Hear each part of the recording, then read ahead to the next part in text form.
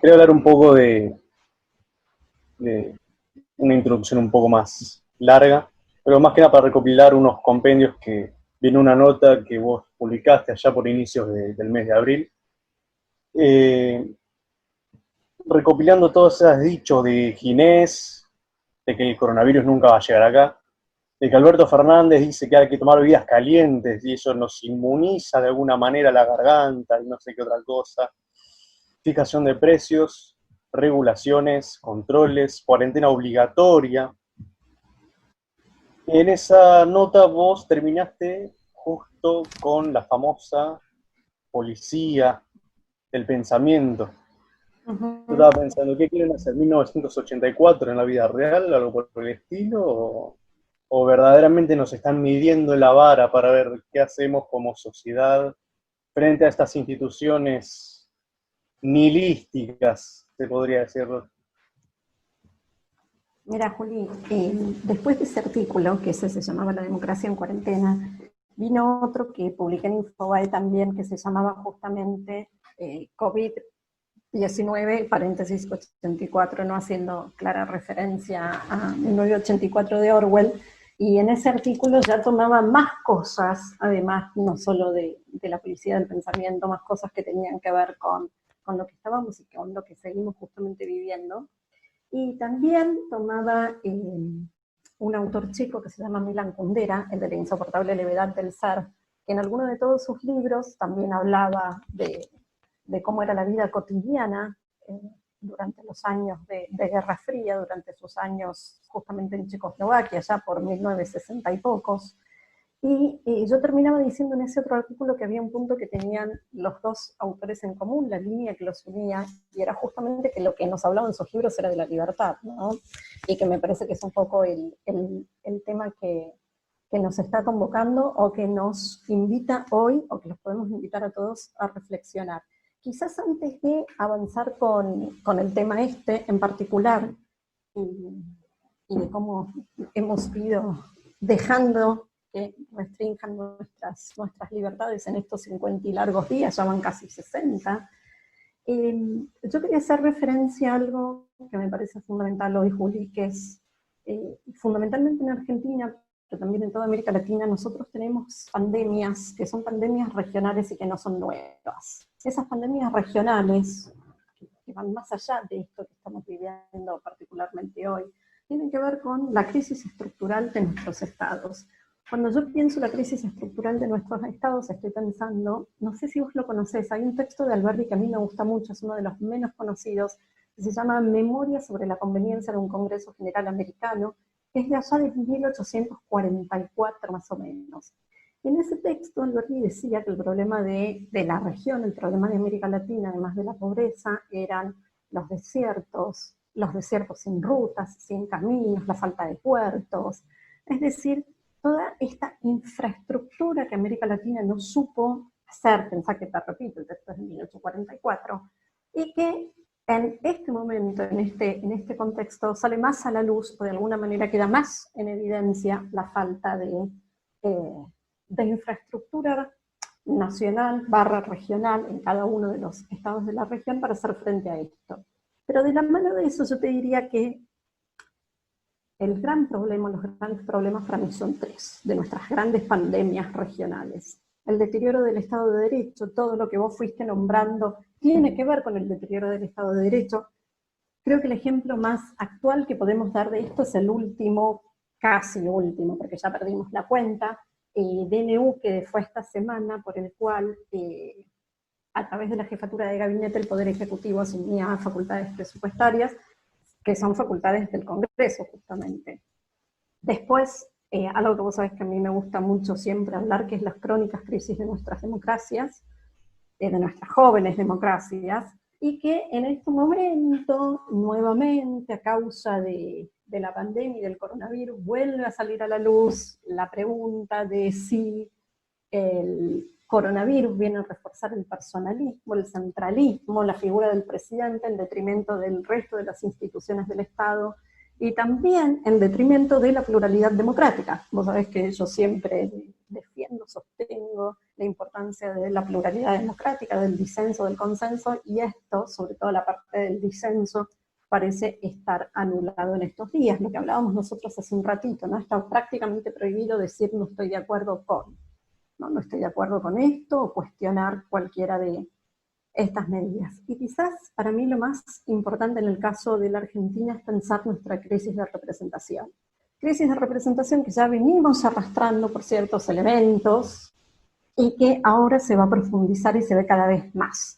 Esta crisis de representación, Juli, para mí tiene 3 patas importantes. Te las tiro así y vos después me decís si querés ampliar o por qué lado querés que siga. La primera de esas patas de la crisis de representación tiene que ver con el juego cerrado. ¿Qué es el juego cerrado? El juego cerrado para mí tiene 2 aristas.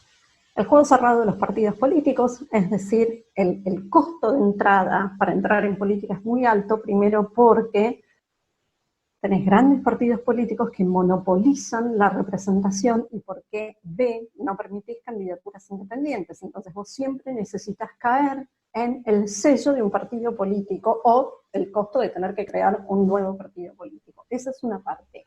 Pero la otra parte del juego cerrado es que si vos te fijás, desde mediados de los 80 para acá, se repiten los mismos nombres, las mismas caras, las mismas personas, guión personajes. ¿Sí? Es decir, a estos muchachos, aquellos muchachos, ya los vi acá, los vi allá y los vi en el otro lado y se siguen repitiendo, ¿no? Es como que tengo la impresión de que en ese juego cerrado ellos nunca pierden, siempre terminan ubicándose en algún lado. La segunda cuestión para mí importantísima de nuestra crisis de representación es el tema de las familias políticas. Y las familias políticas nuevamente atraviesan toda nuestra clase política y a toda nuestra dirigencia. Porque cuando yo pienso en familias políticas, pienso desde los Rodríguez a los Kirchner, a los Moyano o a los Alfonsín, ¿sí? O incluso a los Menem. Es decir, el problema de las familias políticas es transversal a todos los partidos. Y si querés, ampliamos esto, Juli, que vos sabés que yo insisto siempre con este tema en el sentido de no tenemos reglas contra el nepotismo. No tenemos reglas contra el nepotismo. O sea, es una locura. Bueno, lo dejo ahí. Vos si querés me preguntás de esto. Y el tercer tema es, para mí, en nuestra profunda crisis de representación, las reelecciones y los pases de cargos. Pero no las reelecciones al estilo Infram, ¿sí? De que soy 30 años intendente, 30 años gobernador. Las reelecciones en el sentido de que vos arrancás como concejal, después sos intendente, después sos diputado provincial, después sos diputado nacional, después sos senador, después sos gobernador, después sos otra vez senador y nunca te vas y siempre estás, y esto refuerza el primer punto de este juego cerrado de ver siempre los mismos que pasan de acá para allá. Alguien, si estudiara ciencia política, me diría, pero Constanza, la tasa de reelección de nuestros legisladores es bajísima. Sí, pero no es que se van. ¿Sí? Se van a otro lado, pero no se van nunca de la política. Te lo dejo ahí, así vos me decís por qué de todo esto querés que sigamos. Por mí podemos seguir hasta mañana. A todos los presentes, cualquier duda o consulta pueden dejarlo en la caja del chat, o si quieren hacerlo de manera personal, levantan la mano en el icono de participación de la opción. Vos me dijiste que yo no me ocupe del chat, pero vos viste, como soy mamá de mellizos, yo miro todas las cosas todo el tiempo. No, es acá te digo. No, pero ya lo leí. Porque creo tiene que ver con esto. ¿Qué pasa con los cargos? Sí, tema de cargos, nepotismo y vamos a tirar ideas. Cargos, familias, nepotismo y sobre consenso. ¿Cuáles deben ser esos para prevalecer en este contexto post y pre-época electoral? No te entendí la pregunta, ¿eh? ¿Cuáles son esos consensos que debe haber en la política? Mira, situándonos hoy en el contexto pandémico que venimos luego de una época electoral, la próxima está acá a la vuelta. Claro, sí, acá a la vuelta porque en un año y poquito y en cualquier momento antes de que nos demos cuenta van a estar otra vez haciendo campaña. Mira, varias cuestiones en relación a eso, Juli. Digamos, como el juego es cerrado, ¿sí? No vamos a lograr que los grandes partidos políticos cambien estas reglas porque justamente ellos se benefician de estas reglas. Es decir, no tienen ningún incentivo porque no hay ningún tipo de sanción. Y cuando te digo ningún tipo de sanción, me refiero fundamentalmente a ningún tipo de sanción ni ni por parte de la justicia, pero ni fundamentalmente ninguna sanción política. Es decir, la gente sigue votando. Vos, por ejemplo, en la boleta, a ver, supongamos que yo tuviera una hoja en blanco por acá, cosa que no tengo, están todas escritas. Bueno, una boleta, Julián y Constanza somos candidatos, y en una tercera, en esta misma posibilidad de elegir, tenés voto en blanco. Es decir, no elegís a ninguno. Pongamos que tuviéramos esa opción y vamos a una elección, ¿sí? Estas reglas están en Colombia para algunos cargos, y gana voto en blanco, hay una nueva elección, pero Julián y Constanza no se podrían presentar. ¿Se entiende? Totalmente. Digo, como una forma justamente de manifestar el desacuerdo con los candidatos que hay. El problema es que vos hoy tenés listas sábanas que son cerradas, bloqueadas, tenés el problema de las PASO, que no son primarias porque hay alguien que ya predefinió los precandidatos. Entonces es un juego donde, digamos, el poder lo siguen teniendo tanto los líderes, ¿no?, de los partidos como también los líderes territoriales, en muchos casos justamente ligado a intendencias o gobernadores. Entonces, tenés un problema, es un problema enorme, porque la clase política argentina no tiene ningún incentivo para cambiar un sistema que hace 40 años que los beneficia. Vos esto me escuchaste decirlo en otra conferencia y lo digo siempre. La distancia entre representante y representado hoy es una distancia enorme en todo sentido, porque pirámide, ¿me ven ahí? Pirámide. ¿Sí? Esta es la pirámide de ingresos. Acá arriba está el ABC1, que son los que más ganan en la Argentina, clase media alta, clase media baja, ¿sí? Clase baja. Este triangulito, esta puntita de acá, que es el 4 o 5% en nuestro país, ¿sí? Ese 4 o 5%, ahí entran todos los políticos. Ingreso medio por familia, alrededor de 300.000 pesos mensuales. Intendentes entran, diputados provinciales, legisladores de la ciudad, legisladores nacionales, todos entran ahí. Entonces la distancia es enorme. Sobre todo se lo ponen en un contexto de pandemia, donde ellos se reaseguraron, ¿sí?, sus ingresos, porque hubo toda una movida de que también dieran una señal a la ciudadanía que no dieron. Entonces, digo, esta distancia entre ese 4 o 5, ¿sí?, donde entra toda nuestra clase política, y te diría en términos generales, entra toda nuestra dirigencia, porque no es clase política solamente en el sentido de partidos políticos, sino también incluye sindicatos, cámaras empresariales, entran en este 4 o 5 que está ahí. Hay una pregunta un poco extensa, pero se puede resumir simple. Supongamos que es un gobierno relativamente consciente y en regla. ¿Cómo hacemos para defender nuestras libertades en base a estos ultrajes actuales de pandemia? Pseudo estado de sitio. Sigo otra vez, a ver, rehaceme la pregunta. Si fuera un gobierno, ¿cómo? Como el que no tenemos. Supongamos que donde la ley se aplica, Sí. ¿cómo defendemos nuestras libertades? Aún en caso de pandemia. Claro. A ver, me parece que hay algo que en este país fundamentalmente no se trabaja o se dejó de pensar hace décadas, y es la responsabilidad individual. Nosotros lo hablamos hace un ratito, Juli. Hemos educado en no te hagas responsable, total, mañana el Estado se ocupa, ¿sí? Entonces, esa alienación del individuo en el Estado se ocupa, ¿sí?, que otro se va a ocupar de lo que vos deberías hacerte responsable, te lleva a que hoy vos digas, ah, bueno, entonces no me ocupo, si total el otro se va a ocupar de mí, ¿sí? Es decir, esa falta de conciencia, y yo no quiero decir esa falta de conciencia social, es falta de conciencia individual, ¿sí? Porque no quiero creer esto en la solidaridad colectiva, no hay solidaridad colectiva, yo lo que quiero es responsabilidad individual, ¿sí? Responsabilidad individual de cada uno. Un amparo colectivo hace falta. En verdad ahí lo que hace falta es otra cosa, que es que nuestra justicia funcione. Yo no soy abogada, pero vos sabés que hay una discusión en torno a la constitucionalidad o no respecto a las restricciones de circulación, porque esto es un derecho constitucional, ¿sí? Hablando de constitución, ¿no, doctora? ¿Qué es la constitución hoy por hoy, no? ¿Qué es el federalismo? ¿Qué se entiende hoy por federalismo? independencia de poder. No sé qué es eso. Mira, en este país absolutamente nada. Ahí tenés otros problemas, Julián, que es que hemos terminado de pensar que la Constitución, o mejor dicho, que la democracia más que la Constitución, es solamente esto de que de vez en cuando vamos a votar y entregamos un cheque en blanco.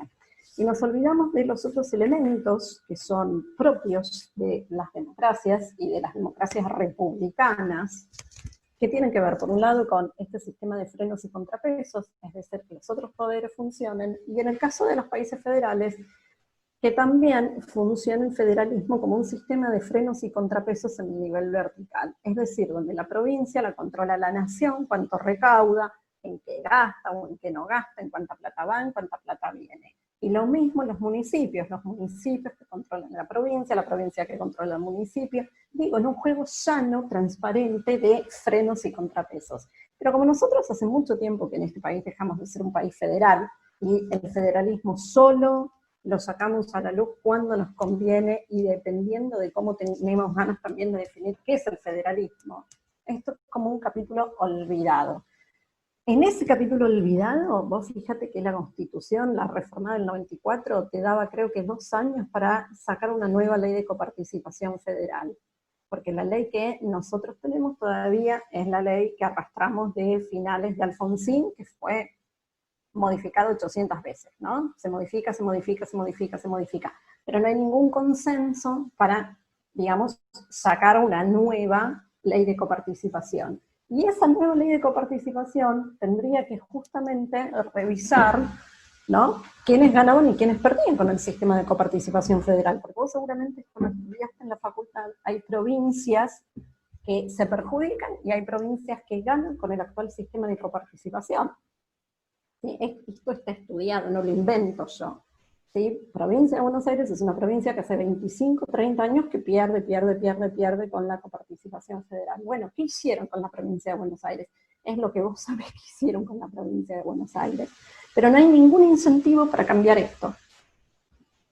Ningún incentivo para modificar este sistema que justamente, nuevamente, beneficia a unos y perjudica a otros. En este juego de que benefician a unos y se perjudica a los otros, hay una connivencia entre todos los partidos tradicionales. ¿Sí? Y creo que en ese juego, hoy el mejor ejemplo que te puedo dar es el de el hijo de Alfonsín, Ricardo Alfonsín, siendo embajador por este gobierno en España. O sea, ahí hay un arreglo entre los grandes partidos. En ese sentido, 2 cosas. Una la vimos esta semana. Estos muchachos festejaron que habían logrado hacer una sesión por Zoom. ¿Sí? Lo festejaron que, como si, ¿no?, aplaudiendo como si hubieran hecho el despegue, no sé. Bueno. Pero en relación a eso, 2 meses, y justamente por presión, en gran medida presión en redes sociales, porque los tipos no iban a sesionar, Julián, no les interesaba sesionar. Lo que hicieron fue un mamarracho, ok, pero lo hicieron, cuando no tenían ningún interés de hacerlo. ¿Sí? Lo hicieron justamente por esto de que la sociedad les decía, a ver, en otros países el poder legislativo funciona, en otras provincias funciona, la legislatura de la ciudad, no me importa que sea un mamarracho, pero por lo menos siéntense y hagan algo. En el medio de eso, tenemos el otro costado de esto que tiene que ver con la oposición. No tenemos oposición, ¿no? Porque lo único que vemos, o que vimos también como parte de esta sesión, en relación a los decretos de necesidad y urgencia, todos, sí, listo, están aprobados. ¿Cómo que están aprobados? ¿Sí? ¿Cuándo lo discutieron? ¿Con qué profundidad lo discutieron? ¿Sí? Pero ahí tenés dos problemas. El primero es el ciudadano, o sea, el primero es el político, ¿sí? El cómo llegan, en qué condiciones llegan, porque llegan los que llegan, ¿sí? Pero la segunda pata, Julián, es el ciudadano. ¿Sí? El ciudadano, como hablábamos antes, el ciudadano desinteresado y el ciudadano deseducado. El ciudadano deseducado es responsabilidad 50 y 50, ¿sí? Pero el desinformado es responsabilidad de uno. Totalmente, doctor. Como decía, darle pan y circo al pueblo y lo mantendrás ignorante. Exactamente, exactamente. Bueno, pero eso es lo que estamos viendo ahora. ¿En qué estamos? Estamos en pan y circo, ¿sí? O como hablábamos antes, durante enero, febrero, cuando ya habíamos empezado con varios problemas económicos que se veían, incluso institucionales también, ¿no? Porque acordate que creo que fue el 12 o el 19 de diciembre que ya otra vez votaron la emergencia. De lo único que se hablaba era de el caso de los rugbyers, que era de Villa Gesell, ¿sí? Entonces, digo, ahí también hay una pata enorme que le corresponde a los medios de comunicación. Los medios de manipulación masiva. Bueno, Sí, habíamos hablado de la oposición, si es que hay una oposición, claro, ¿no? Tema de los DNU, todo lo que aprueban y lo que incremente su capital parece que no se aprueba, que directamente se hace, lisa y llanamente. Ahora, si tuviéramos que hacer una oposición en este contexto incluso, doctora, ¿cómo podemos enmarcar al mismo tiempo estas fallas institucionales? ¿en qué sentido enmarcar? ¿Cómo podemos poner en evidencia los flaqueos institucionales?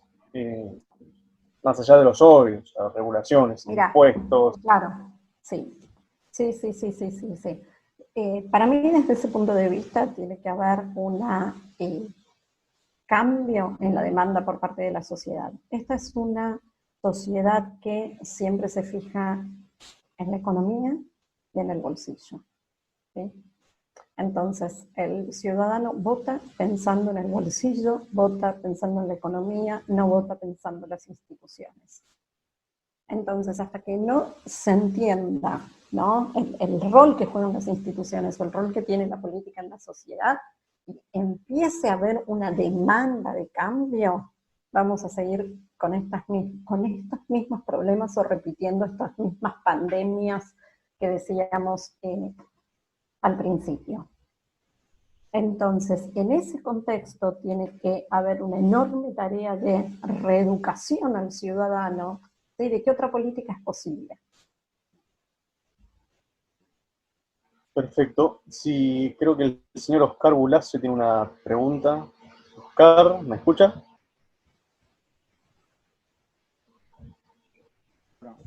A ver ahí. Ahora sí. Buenas noches.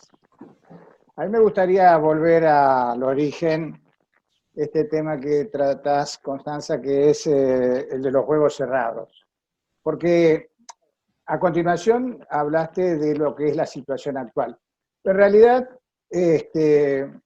como una persona, digamos, un ciudadano interesado porque algunas cosas se modifiquen de este país, a mí más me interesa cómo se hace a qué es lo que están haciendo, sino cómo hacemos nosotros. Y este juego, esto que hablaste de los juegos cerrados, me inquieta y pregunto, ¿qué hacemos los ciudadanos que estamos interesados en que esto no vuelva a ocurrir, que ya es una repetición de hace 50 años? ¿Cómo hacemos? ¿Qué compromiso? ¿Qué tenemos? Nosotros no podemos pensar que somos víctimas de este pool de políticos que juegan este juego cerrado. Es decir, ¿cómo nos movemos? Una cantidad de partidos que yo estoy observando porque acabo de entrar a Unidos, digo, ¿podemos hacer algo para que realmente nos fortalezcamos y podamos participar en las próximas elecciones de diputados y del segundo tiempo? Algo, digamos, no me seduce mucho escuchar lo que está ocurriendo, porque todos los que estamos acá presentes seguramente estamos conectados con la realidad. Lo que me inquieta es, ¿qué hace el Libertario? ¿Cómo hace para que podamos, unidos, Libertario y cuántos otros partidos, con las ideas similares, hagamos algo para que realmente tengamos una representación rápida, pasemos a la acción? Esto quiero decir. Te invito a que me comentes esto, Constanza. Dale. Ok. Gracias por tu reflexión. Mira, yo hace un tiempo muy chiquitito, Oscar, que estoy tratando de escribir como algunas, vamos a llamarlo, valores o compromisos, por lo menos para Unidos, que deberían tener desde este partido político en particular que se está formando, o desde estos nuevos partidos políticos que se están formando. Para mí que se tienen que formar con nuevas reglas, que no son las reglas que hoy tiene la política argentina. Entonces, que ya en su propia definición, en sus propios compromisos, digan, bueno, nosotros tenemos reglas contra el nepotismo, nosotros condenamos las candidaturas testimoniales, porque esto de que, por ejemplo, vos, supongamos que, no sé, te elegimos de legislador de la ciudad de Buenos Aires, pero mientras tanto que sos legislador, vos decís, ah, no, yo ahora como vos tenés mucha imagen, mucha intención de voto, te agarramos y te ponemos de candidato a diputado, así entra un diputado por el partido X, ¿sí? Y vos este contrato con los ciudadanos que te habían elegido de legislador ya lo rompiste, pero porque mientras tanto te fuiste a hacer campaña para ser candidato. No hay ninguna regla en nuestro país que te impida hacer eso, ¿sí? Y ninguna regla hoy que te impida decir, bueno, no, pero yo quiero volver de legislador de la ciudad porque es como ser ñoqui, ¿no? Entonces, ¿para qué voy a ir allá? Que hay que laburar más o estás más expuesto, voy acá, total nadie le da bola a esto, y que entre el segundo, porque viste, lista, ¿no? Entonces, esas reglas, que son las reglas de juego hoy de la política argentina, tienen que empezar a cambiar desde estos partidos nuevos que están formándose, y tienen que tener reglas que justamente los distingan de estas viejas formas, de estas viejas mañas de la política argentina. Porque para mí el problema de la Argentina es político. Hace décadas que el problema de la Argentina es político. Y nuestras recurrentes crisis económicas es porque el problema de Argentina es un problema político. Entonces necesitamos no solo una nueva generación, ¿sí?, de personas en la política, también necesitamos nuevas ideas y una nueva forma de hacer política. Y esa nueva forma de hacer política tiene que ver con que, lo que vos me preguntaste hace un rato, Julián, que a vos te dicen, bueno, vos podés salir a pasear el perrito, pero levantá la caca del perrito, ¿sí? Cuando vos saques a tu perrito, levantá la caca. Eso es responsabilidad individual. Yo no puedo poner un policía, ¿sí?, o una multa, o un collar de esos para los perros que los electrocutan si el dueño no levantó la caca del perrito. O sea, hay un problema nuevamente desde el ciudadano y desde el involucramiento del ciudadano. Hay una enorme intencionalidad de toda nuestra clase política que, o sea, al mismo tiempo que hay adoctrinamiento, ¿sí?, hay deseducación. Es decir, yo te adoctrino en ideas, no te enseño a pensar. Y gran parte de la tarea que para mí tienen estos partidos libertarios, unidos, hoy es enseñarle al ciudadano, primero el rol que tiene el ciudadano, pero también enseñarle a pensar. ¿Sí? Esto de dejemos de votar con el bolsillo, pensando que, porque votaste en octubre, el 50-45% votó en octubre la heladera llena, ¿sí? Y se encuentra 6 meses después que no tiene ni la heladera ni nada. Pero nosotros que estudiamos esto, ya lo veíamos, ya lo sabíamos, con pandemia o sin pandemia, ya lo sabíamos. ¿Sí? Lo que hablábamos antes con Julián, en esa lista de cosas que fueron pasando antes de que pasara la pandemia, ¿sí? Vos veías que todas las semanas nombraron a un tipo que hacía teatro al frente de Aerolíneas Argentinas, nombraron a la hija o al amante de Baradel en no sé dónde, nombraron a la hija y a la hermana del otro, y de pronto sacaron a uno que tiene 80 causas y lo nombraron en otro lado. Entonces, creo que es la primera vez en mi corta vida, Constanza, coincido completamente con vos, que la mitad de nuestros ministerios son señor, señora, nada de doctor, ni licenciado, ni... ¿Qué pasó ahí, no?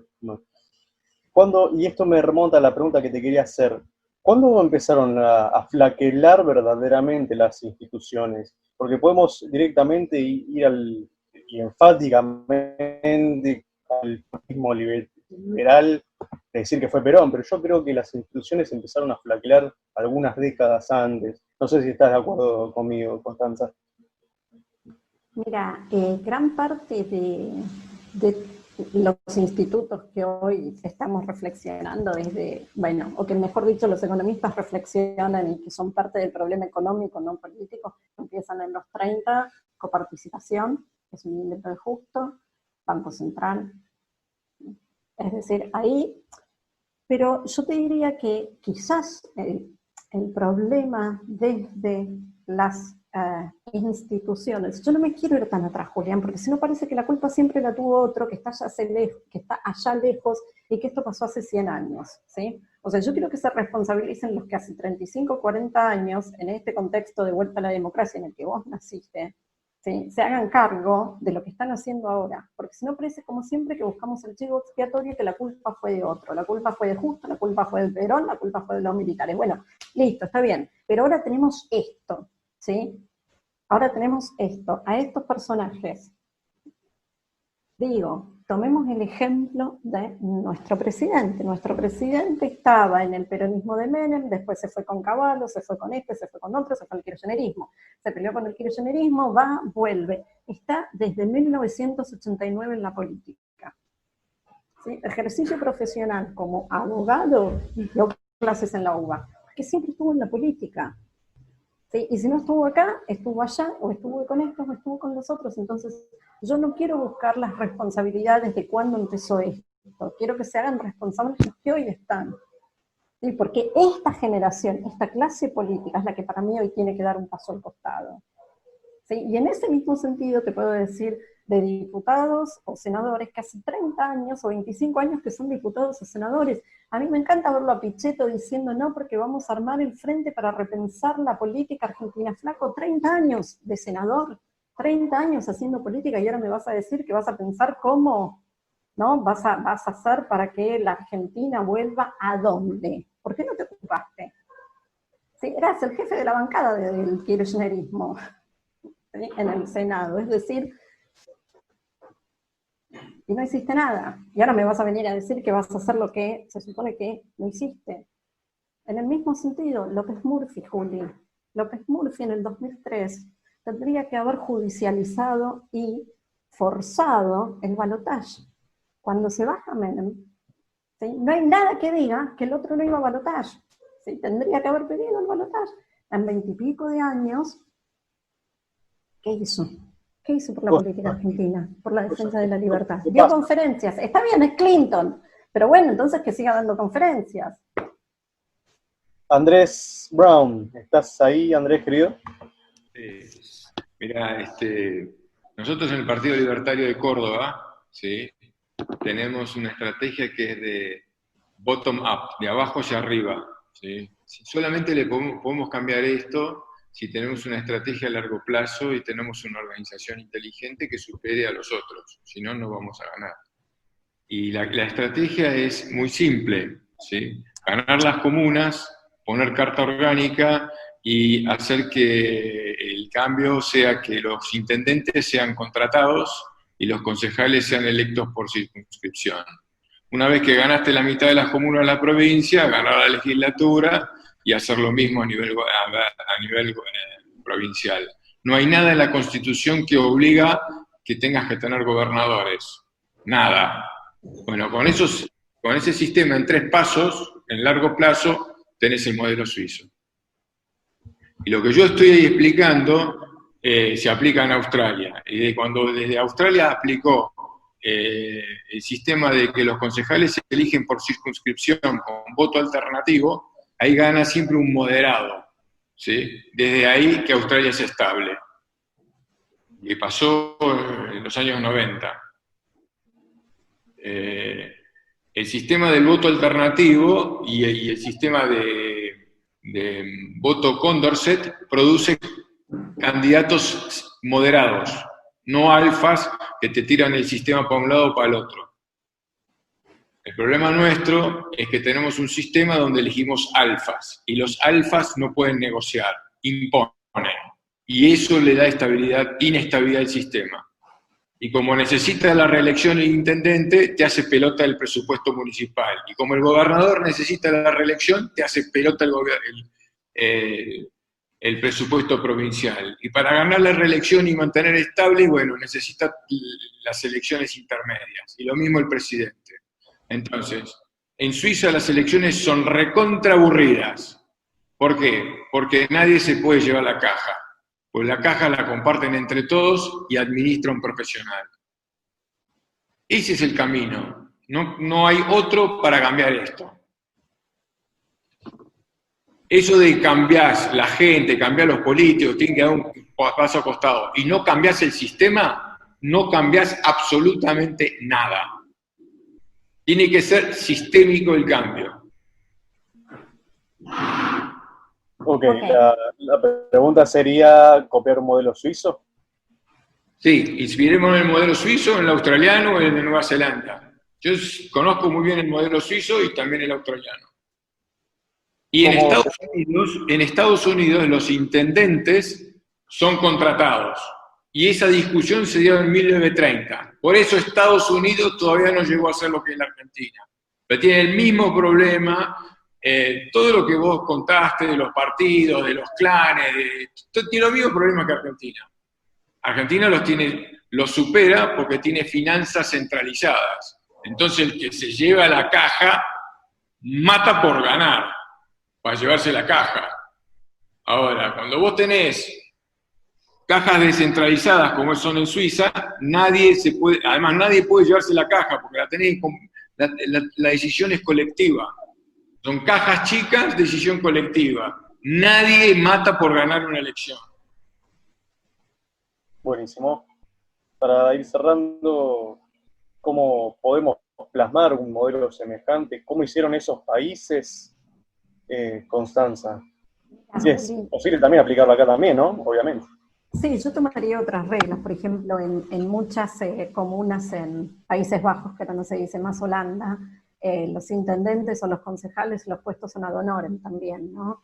Con lo cual, de alguna manera, si vos reducís las dietas, también reducís los incentivos a que participen. Yo quiero creer que la crisis económica que viene de la mano de lo que viene después de esto, de cuando salgamos de la famosa esta cincuentena, sesentena, ya no sé cómo llamarla, nos va a hacer reflexionar sobre los honorarios que cobran nuestra clase política, ¿no? Desde un concejal a lo que se te ocurra.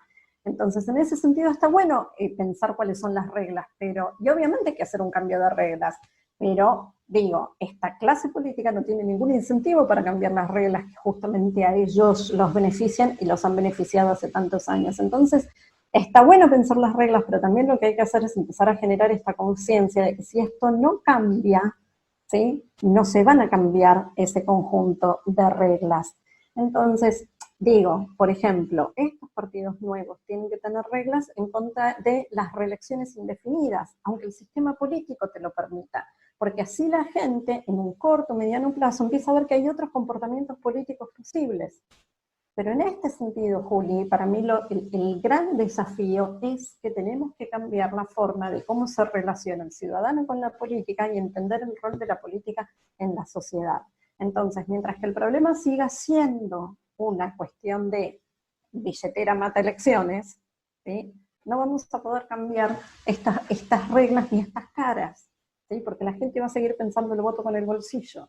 Cuando vos empieces a reeducar, repito, que no es adoctrinar, es tener capacidad crítica respecto a, vos ves una noticia, ¿sí?, esto de que hablábamos hace un rato vos y yo de qué es lo que pasa en los medios, y tener capacidad crítica respecto a qué te están diciendo, cuál es el entre líneas, qué es lo que te quieren vender, qué es lo que te están diciendo que no te dicen, o qué es de lo que no quieren hablar, ¿no? Entonces, bueno, ese proceso es más largo, es mucho más trabajoso, pero es la única forma en que, de alguna manera, vamos a poder cambiar en el mediano plazo las reglas del juego político. Pero esas reglas del juego político, te repito, y no hay incentivos para que nuestra clase política las cambien. Yo quiero creer, y empecé esta charla hablando de una enorme crisis de representación. Creo que vamos a terminar con una enorme crisis de representación, justamente por esta distancia cada vez más grande entre representantes y representados, y espero que esa crisis de representación dé lugar a un verdadero debate, a un verdadero juego democrático y a que aparezcan, o por lo menos que se debatan nuevas reglas de juego democrático. Fíjate algo que pasó el año pasado desapercibido. Por el tema de ficha limpia, hubo una propuesta en Change para juntar firmas. Se juntaron más de 300.000 firmas, creo que ya estaban en 350.000. Hubo diputados del PRO que tomaron el tema ficha limpia, lo presentaron, y el kirchnerismo, el Frente de Todos, no les daba quórum en la Cámara de Diputados para tratar justamente el tema ficha limpia. Esto no salió en ningún lado, te enteraste vos, me enteré yo, se enteraron algunos de los que nos están escuchando un sábado a las 8 de la noche, pero no salió en ningún lado, y esto para mí tendría que haber sido, sí, creo que alguien por ahí lo está poniendo, esto tendría que haber sido todo un tema. O sea, ¿cómo que no das quórum para debatir ficha limpia? ¿Qué significa que no des quórum para debatir ficha limpia? ¿Por qué no querés debatir ficha limpia? ¿Sí? Y así, digo, como fue ese tema, se están instalando estos temas, y a ver, en lo que yo sí creo que puede empezar a marcar el diferencial, sobre todo a partir de lo que aprendimos de la cuarentena, es el uso de las redes sociales. En este tiempo hemos visto cómo a partir del movimiento que hay en redes sociales o de la presión a través de las redes sociales, hay muchas decisiones con las que se fue recalculando, ¿no? Una de esas fue lo de la liberación de los presos, que hubo un enorme cacerolazo en gran parte del país, y de pronto todos se desentendieron, ¿no? El gobernador, el presidente diciendo, no, porque el Poder Judicial es independiente, nosotros no nos metemos, ¿no? Se pasan la pelota. Claro, sí. Y fíjate lo último que fue en esta semana, en esta última semana con lo de la app Cuidar, ¿sí? Cuando empezaron a aparecer todas las recomendaciones acerca de no uses Cuidar porque tiene geolocalización, qué van a hacer con tus datos, quién va a tener tus datos, quién va a poder acceder a tus datos, qué van a hacer con tus datos, ahora salió, o parece que sale una versión sin que te puedan geolocalizar y no sé quién va a ser de guardia de tus datos. Pero de alguna manera toda esa movida generó un nuevo, un cambio, ¿sí? Un recalculando, como dice el GPS. ¿Qué es lo que me parece que es distinto respecto a otros años y que lo hemos aprendido ahora? Yo hace un tiempo decía en joda y en serio, parece que las revoluciones ahora se hacen por WhatsApp o por Twitter. Bueno, estaría apareciendo algo de eso, ¿no? Y creo que estos partidos viejos, estas familias políticas, este juego cerrado, son partidos viejos y son partidos que son hijos del siglo XX y que en ningún modo se han acostumbrado, ni se han remozado, ni se han ayornado a la nueva política del siglo XXI, que sobre todo tu generación y las otras generaciones que vienen la hacen por acá, ¿sí? Y están acostumbrados a hacer todo por acá. Entonces, eso va a generar un cambio enorme en los nuevos votantes y en las nuevas generaciones que se van incorporando a la política. Creo que desde ese punto de vista, desde Unidos, Partido Libertario, hay un enorme trabajo que hacer de que bueno, que esto sirva también, pero no para que te bajen línea ni para que te digan qué es lo que tenés que pensar, sino que te sirva para un instrumento más que te dispare ideas. Pero ese es el desafío que van a tener los nuevos partidos, porque los partidos viejos ya están. ¿Sí? Creo que están haciendo un enorme esfuerzo para justamente quedarse, ¿no? Es como lo del Titanic, ¿no? Son ahí, siguen con los violines tocando cuando el barco se está hundiendo. Bueno, yo creo o espero que de esta pandemia, de todo esto que estamos viviendo ahora, algo aprendamos. Hablabas de, breve, un análisis, Jugas. ¿Cómo redignificamos, mejor dicho, la relación representante-representado con esta dirigencia política? Mira, esta dirigencia política actual es la que justamente nos ha faltado el respeto como ciudadanos desde hace años. Ahora te voy a dar un ejemplo que para mí siempre uso este ejemplo y es el mejor ejemplo.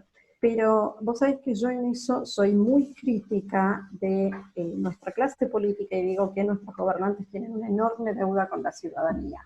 Cuando digo nuestros gobernantes, te puedo hablar de nuestros gobernantes acá, nuestros gobernantes en Venezuela, los gobernantes de Perú, de Ecuador o de El Salvador. Digo, los gobernantes hoy. hijos de la tercera ola de democratización tienen una enorme deuda con la ciudadanía. ¿Sí? Ahora voy a nuestro mejor ejemplo, que tiene que ver con, vos que sos más chico no te debes acordar, pero yo me acuerdo. Allá por el año 90 y tantos, cuando aparece después de la Constitución del 94, la Ciudad Autónoma de Buenos Aires, se elige primero senador por la Ciudad de Buenos Aires. Creo que es la elección, sí, creo que por el 94, también el 95 fue. Bueno, 95. En el 95 se elige senador por la Ciudad de Buenos Aires, se presenta de la Rúa es electo senador por la Ciudad de Buenos Aires. Un año después, cuando empieza el tema de el jefe de gobierno de la Ciudad de Buenos Aires, de la Rúa deja de ser senador y va de jefe de gobierno de la Ciudad de Buenos Aires. 2 años después de ser jefe de gobierno de la Ciudad de Buenos Aires, deja ese espacio y se va de candidato a presidente de la Nación para terminar siendo presidente, y el resto de la historia es la que ustedes conocen. Ahí ya tenés una ruptura en la relación, en el contrato representante y representado. Algo que para mí hoy es fundamental, Juli, es que estos partidos que tengan otras reglas también digan, bueno, si Julián es electo diputado, Julián cumple con el mandato que le dio la ciudadanía. ¿Se entiende? Julián cumple con el mandato que le dio el ciudadano. Porque si yo te elegí a vos de diputado, de diputado nacional por la provincia de Buenos Aires, vos tenés que cumplir tu mandato como diputado nacional por la provincia de Buenos Aires. No me digas a los 2 años que te vas a ir de candidato a otra cosa. Porque parte también de nuestras reglas, Juli, es que vos fíjate, vos me vas a decir, no, pero no me voy de candidato, me voy de ministro. ¿Sí? Me voy de ministro. Y cuando vos te vas de ministro, vos pedís licencia, no tenés que renunciar. ¿Sí? Porque parece que siempre hay un plan B. Y el problema es que siempre hay un plan B, todos tienen el plan B. ¿Sí? Entonces vos no te fuiste un tiempo de ministro, cuando se termina podés volver. Es una locura. ¿Sí? Países como Colombia, como México, tienen reglas respecto a que, por ejemplo, si vos sos ministro, ¿sí? Y te querés candidatear de diputado, o sos una cosa y te querés candidatear de otra, tenés que renunciar 6 meses antes, tenés que renunciar, ¿sí? Renunciar. ¿Qué significa esto? Que te quedás sin esa red de contención. Acá, vuelvo, toda nuestra dirigencia política tiene siempre la red de contención, nunca pierden, nunca pierden. Siempre tienen plan B, los únicos que no tenemos plan B somos nosotros. La vena y la yugular está por estallar. Claro. Había preguntado, ¿cómo revertimos el adoctrinamiento ideológico? ¿Es necesaria la tal batalla cultural? ¿Se puede hacer de otra manera? Pero el adoctrinamiento es obvio, es latente. Yo a veces estoy preocupado, a veces porque yo capaz el año que viene mi hermana sigue yendo a la primaria y capaz que ponen un baño mixto. Puede pasar. Igual en eso te diría que eso es lo de menos. A mí me preocupa que los contenidos o los no contenidos que justamente que hoy les están faltando. Mira, yo creo que en esto de la educación en tiempos de cuarentena, ¿qué es lo que me preocupa? Me preocupa que hoy los chicos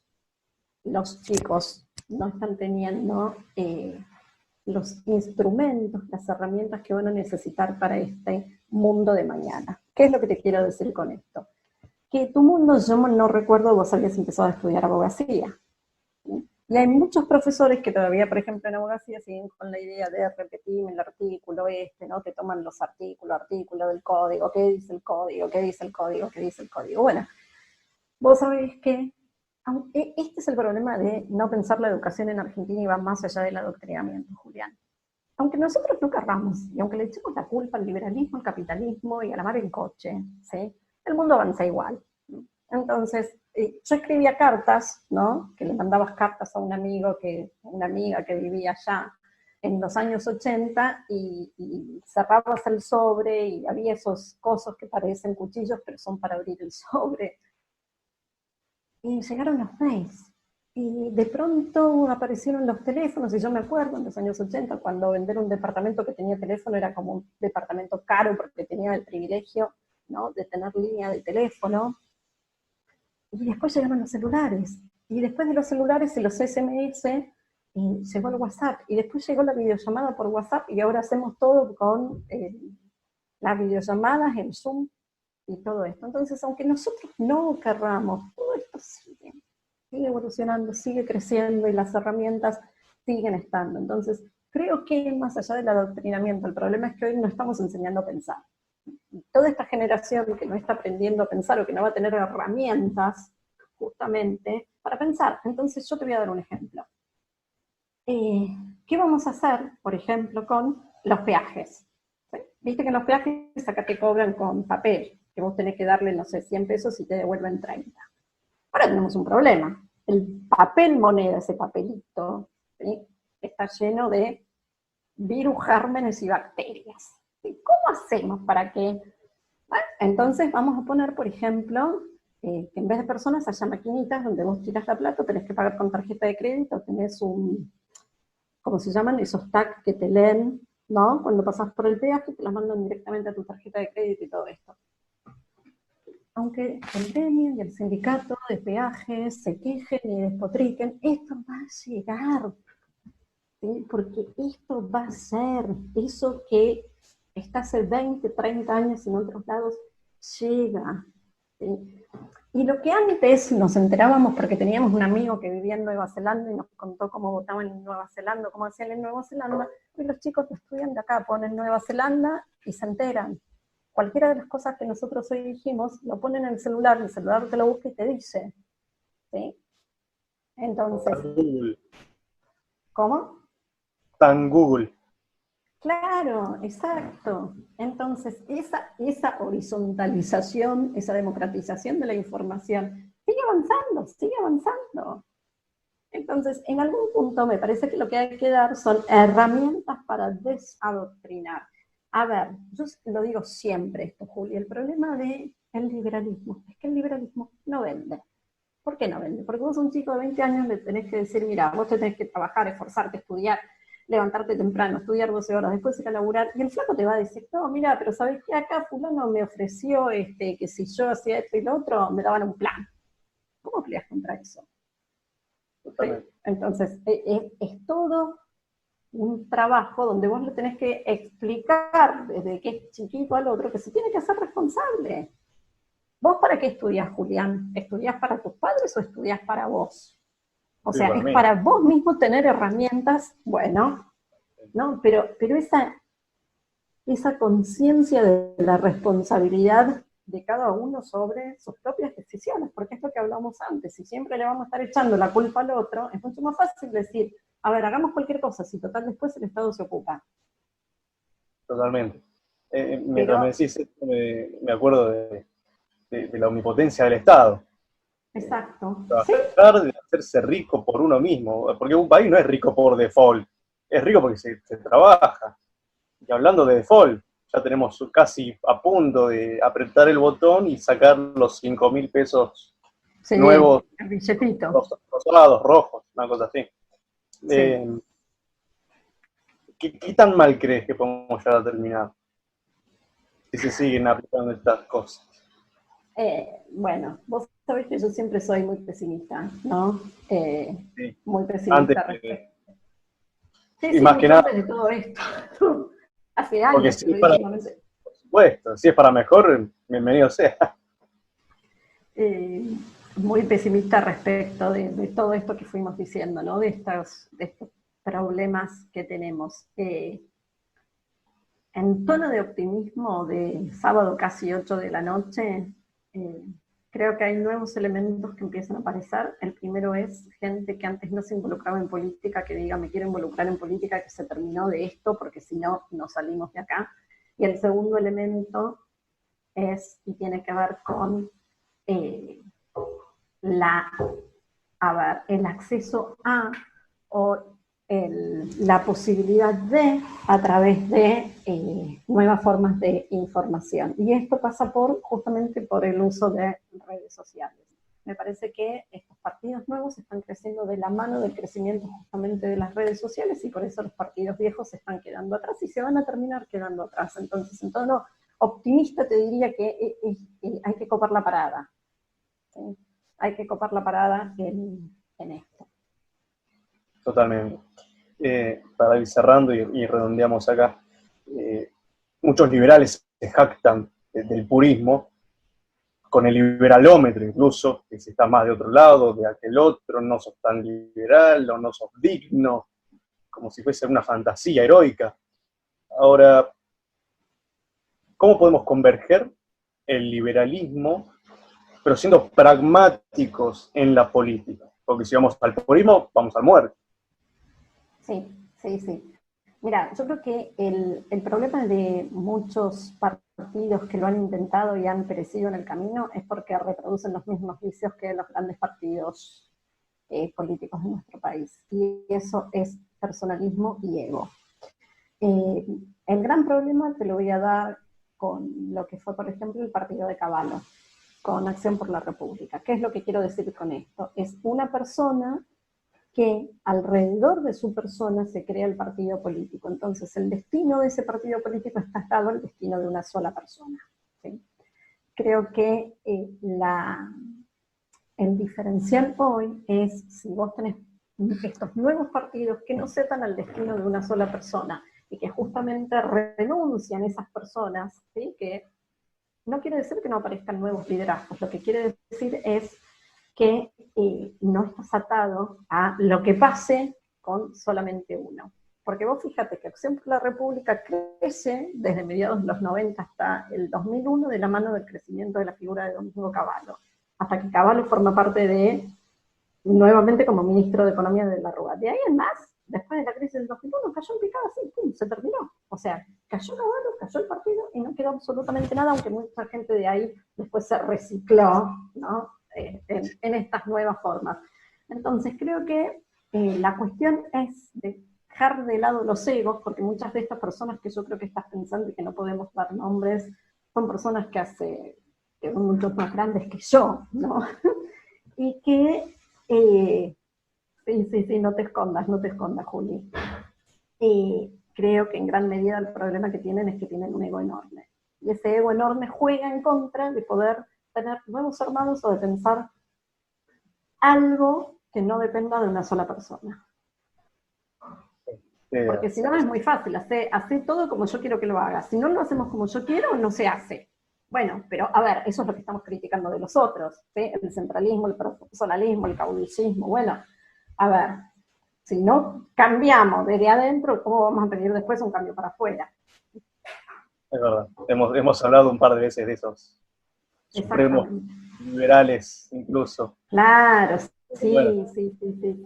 Se mantiene el anonimato por respeto. Tal cual. Esos que creen que tienen, viste, que escribieron junto con Adam Smith, ¿no? No, son superiores. Claro, sí, pero ellos estaban, le decían al oído a Adam Smith lo que tenía que escribir. Ah.